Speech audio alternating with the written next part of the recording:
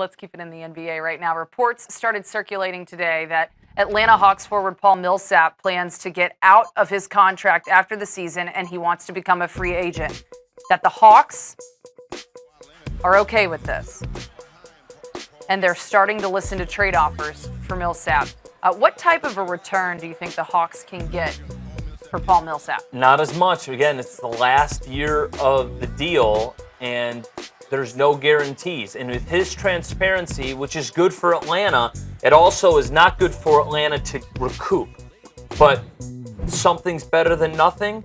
Here's the issue. If he is definitely going to free agency, then the chances that he's going to be drafted to one of the 4 or 5 teams that would be best suited for Paul Millsap, well, that's 12%, right? So 4 out of 30. So they need to just go get as much as they can. The danger of it is, the teams that would want him are going to make a playoff push and necessarily can't afford a max deal. Does Paul Millsap deserve Al Horford money? He does, but he might not get it. That's the craziest thing about it. Paul Millsap is going to make $25 million a year, and that's still a huge hit as the cap will expand for the final time within this cap expansion of the TV rights coming through. Atlanta's going to make the playoffs. But they're stuck. This goes back to how it is a dead conference. Cleveland is going to run the roost for the next few years, and it's either are you going to break it all down to be gusto in 2021, or are you just going to be in the middle of mediocrity?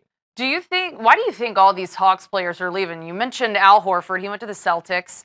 Now Paul Millsap wants out. Do they just not see a future in Atlanta? Do they not see a championship anytime soon in Atlanta? I think Mike Budenholzer has a San Antonio Spurs foundation, and he is running the front office and coaching.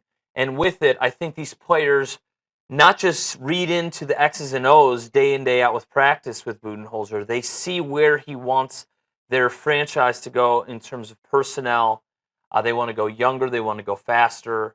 They want to go more team-friendly contracts. That's why they pushed away Al Horford. This is an opportunity for them to probably get maybe a first-round draft pick in 2 or 3 years from now, or 2 second-round picks in the next couple of years. But because you're only getting Paul Millsap for 4 months, it's just not going to be a lot. Mike Budenholzer, I think, will do a very good job. It's just going to be, I know this is redundant, and you're going to hear this a lot in the next 6 months.